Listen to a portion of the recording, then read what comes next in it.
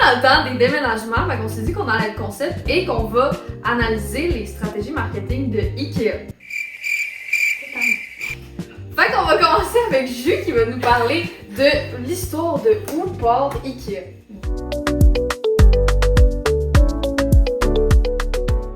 Alors, en 1943, Ikea a été créé par un Suédois. À la base, son idée, c'était de créer un catalogue par vente, puis d'envoyer ça par courrier. Puis, ils ont commencé à vendre des stylos, des portefeuilles, puis des cadres. Ensuite, ça a été des meubles fabriqués par des artisans locaux. Puis, à un moment donné, il y a eu un employé, il y avait un problème de transport, puis il s'est dit pourquoi pas enlever les pattes du meuble pour avoir le plus d'espace possible. Et c'est de là qu'a commencé le fameux kit à monter soi-même par Ikea. Oh, intéressant. Oui. Alors, les stratégies d'IKEA sont assez intéressantes et une des premières, c'est l'effet labyrinthe où les clients sont pas mal obligés de suivre les flèches qui sont à terre pour se rendre à des destinations diverses pour acheter leurs produits. Moi d'ailleurs, je me suis déjà perdue. La deuxième stratégie, ce serait le DIY Psychology, où les clients ils doivent eux-mêmes assembler les meubles, donc ils sont plus portés à acheter avec tout l'effort qu'ils doivent mettre là-dedans. Ouais, ben c'est aussi que genre t'es plus investi parce que là après ça tu vois ton meuble qui est monté et t'es comme c'est vous. T'es fier de toi. Fait que t'as comme une appartenance. Et souvent c'est un peu difficile aussi là, de faire les meubles d'IKEA parce que les plans sont pas très clairs. Fait que quand tu réussis après 4 heures, t'es fier de t'es toi. bien, t'aimes ton meuble.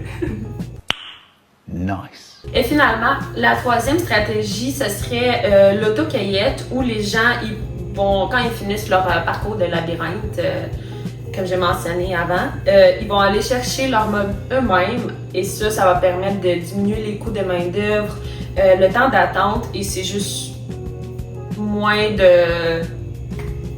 Tout est en même place. Ouais, exactement. C'est autonome. Ça sauve des coûts pour l'entreprise, du temps des employés. Ils ont aussi beaucoup de petites décorations que là, ils peuvent les ramasser tout de suite sur les échelles. Et pour mettons, les tables, les armoires, ça, ils vont aller le chercher à la fin de leur parcours. Dans l'entreprise. Tu t'achètes une petite table, tu te dis, oh, ça serait cool de mettre une petite chandelle. Et là, tu passes 6 heures au Ikea. Ouais. Et tu sors avec une facture de 2000 pièces. Yeah. On aime. Ben, merci Sacha pour ça. Maintenant, on va passer à mon petit mythe et réalité que j'ai préparé. J'ai bien hâte de vous montrer ça. Premier mythe ou réalité. Il y a peu de fenêtres dans les magasins Ikea et s'il y en a, sont placées stratégiquement pour faire perdre la notion du temps. Réalité. Réalité! C'est réalité en partie parce que c'est sûr qu'il faut qu'il y ait des fenêtres aussi dans les magasins pour avoir un petit peu de lumière naturelle. Mais la plupart, c'est ça. La plupart des magasins utilisent peu de fenêtres et un parcours fermé pour que les gens restent dans l'immersion et pour éviter les distractions extérieures. Et ça leur permet de passer plus de temps dans le parcours et d'acheter plus, de permettre les achats impulsifs. Ben vraiment, ça fonctionne.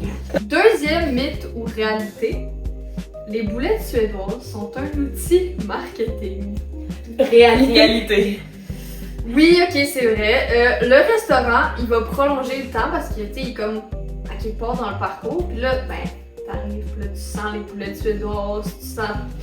T'as faim, tu sais, ça fait longtemps que tu magasines. Fait que les gars, pourquoi? C'est ça. Fait que ça prolonge le temps, ça amène quelque chose d'autre dans l'expérience client aussi. Fait que ça fait partie d'un petit peu de leur stratégie. Totalement.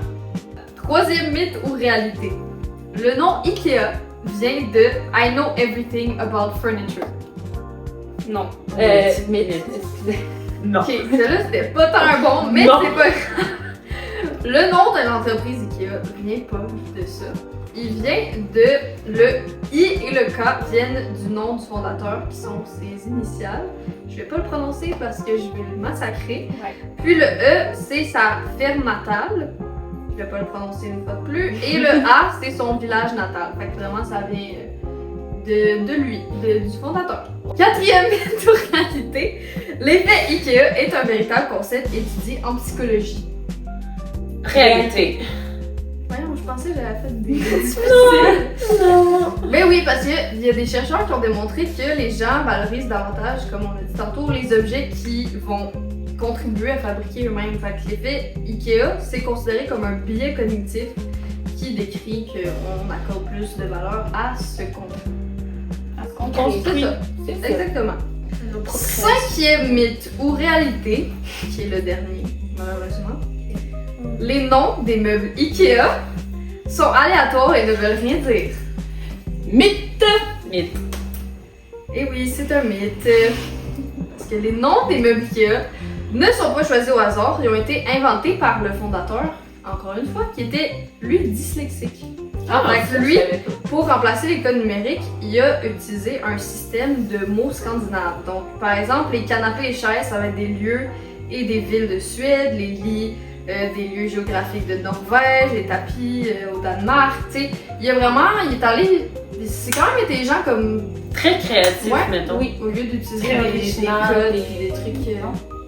c'est ça. Alors, merci de nous avoir écoutés et on se retrouve dans la prochaine vidéo où on va trouver une autre petite entreprise à analyser. Oui. Donc, Et si vous avez des idées de suggestions, écrivez-le dans les les commentaires. commentaires. Merci.